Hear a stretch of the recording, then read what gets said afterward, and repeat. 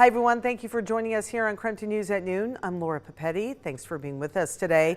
This coming in new at noon, Spokane Mayor Lisa Brown just announcing a new comprehensive homelessness strategy that she believes will address the complex factors that contribute to housing instability. So KREM 2's Regan Gallo was at that press conference and she was there this morning. She's joining us now live. Regan, what can you tell us?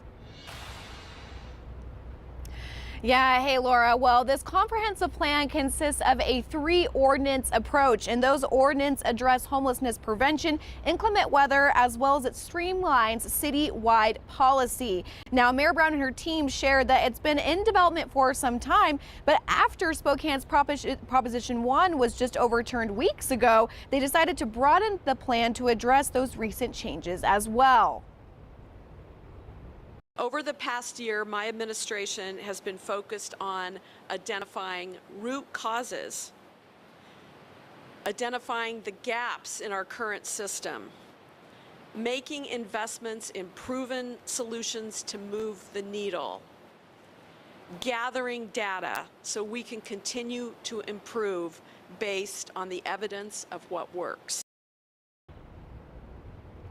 Ordinance 1 is titled Home Starts Here, and it is an acronym for Healthcare, Outreach, Multidisciplinary Education, and Economic Security. Ordinance 1 aligns all city departments on housing insecurity and prevention plans. Ordinance 2 addresses inclement weather, siting, and good neighbor agreements. This changes the requirements for inclement weather activation, and it will codify best practices for shelter siting. Ordinance 3 is engagement and enforcement, and this streamlines current city code, making policy about camping and pedestrian interference citywide. Ordinance 3 also makes language more clear and defined for law enforcement officials. Now, Mayor Brown says that the key goals of these ordinances will be reducing those who are housing cost burdened, growing median household incomes, adding new housing units for all income levels, growing home ownership rates, as well as increasing access to health care. I'm reporting in downtown Spokane, Regan Gallo, KREM 2 News. Regan, appreciate the update. Well, drivers along I-90 may have spotted something kind of unusual in Spokane Valley this morning. Our Up with KREM team was live as a helicopter lifted air units onto the roof of a shopping center located between the freeway and Indiana Avenue. The crews chose to use a helicopter instead of a crane because it got the job done faster. Instead of having to set up and tear down the crane for every unit, the helicopter picked up each one and then crews helped guide it into place. So you may have seen that this morning. All right, it is 12:03 right now. Let's talk about one of our favorite subjects, of course, the weather. It is our favorite subject when it looks like this today and it's sunny. Ooh. Meteorologist Thomas Patrick, he's soaking up the sun. Thomas, what do you know? Yeah, well, that's exactly what I'm doing, Laura. Soaking up the sunshine. Certainly the suit is doing that right now. You will not need a coat for this afternoon. It is warming up so nicely out there. This is what your current temperatures look like as of the noon hour, as warm as 67 in Liberty Lake and on the north side of town up at Whitworth University. Otherwise 64 between the valley and the airport, so it should be about 64 through downtown Spokane as well, if I interpolate the data correctly there. As for the high temperatures, 70s for this afternoon. That's how we kick off the month of May, and we probably even do it one better for tomorrow. So this will be our warmest stretch of the year so far, as you would expect that to be had with each passing month here. But as we look at the weekend ahead, of course, it is Bloomsday. Remember last year? That was one of our coldest Bloomsdays on record. It was about 47 degrees. It was raining the whole event. Looks a lot better this year, but honestly, 65 in the afternoon, that's right in the sweet spot temperature-wise, where it's not too cold in the morning, but not too hot by the midday hours either. There's just this chance of rain over the weekend. So coming up, I'm going to detail exactly when that rain hits, especially on Saturday, see how long it could linger into Sunday morning. So your Bloomsday forecast details are straight ahead in just about 10 minutes.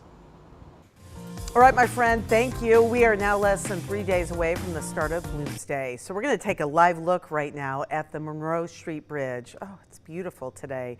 Of course, come Sunday morning, that'll look much different as tens of thousands of runners will be finishing the race. They'll be heading over to get their t-shirts and that includes some of the fastest people in the world. Just a short time ago, we got our first look at the elite runners in this year's race. KREM 2's Caitlin Galloway was at the announcement, and she's letting us know who we need to be watching out for. Just a few hours ago here at the Davenport Grand in downtown Spokane, the elite wheelchair and elite men's and women's fields for Bloomsday were announced. There's a lot of familiar names, a lot of exciting newcomers, and the race organizers think we could get a course record broken this year. Women's elite race is where we may see a new course record. The field is led by last year's champ Sarah Navy, but there's 7 women who have posted half marathon times under an hour and 9 minutes. Men's elite runner Diego Estrada sees a Bloomsday win as one of the missing achievements of his career. Chair racer Herman Garrick looks to repeat as champion, and women's Paralympian Hannah Babiola looks for her first title. While a few parasport Spokane athletes are expected to be major challengers. One thing's for sure, Bloomsday continues to attract big names. Bloomsday takes care of people in a way that other people don't. So it's hard to get to. The prize money may not be as great as some of the other races, but when you come here, Spokane takes care of you. The first group of racers starts at 8:30 a.m. on Sunday. In downtown Spokane, Caitlin Galloway, KREM 2 News. All right, that's always the exciting part. Let's talk a little bit about how to get to Bloomsday. If you haven't made your travel plans, now is the time to do so. If you paid for a bus pass when you signed up for Bloomsday, the spots you can pick it up are on the Bloomsday website. If you ride a bike, you'll be able to park it for free in Riverfront Park. For drivers, you can park at the Spokane Arena and in lots of areas around downtown. If you can, though, highly advise carpooling. Watch out for road closure. Sunday morning, streets will be closed by the start of the race in downtown Spokane, and that does include the Monroe Street Bridge, so can make it a little tricky. Instead, you can take Ash, Maple Division, or Hamilton. Those roads will stay open all day long. All right, when we celebrate spring, we celebrate Bloomsday, but we also celebrate the annual KREM Cares Diaper Drive, and it begins today. And it means today we start helping our local families. We hope you can join us. The mission of the Diaper Drive is very simple. We are working to provide diapers and wipes to keep kids warm, safe, and dry. We partner with Vanessa Behan, and we raise the money with all of you out there to buy the diapers, and then they hand them out to families that are struggling financially. When we provide diapers, family can use their limited funds to pay for other essentials like food and rent. So you can buy a KREM Cares Diaper Drive bag at area Rosars now through May 11th. This year, we're selling $10 and $20 bags. You can also make a donation of any size online at krem.com or at any area Washington Trust Bank.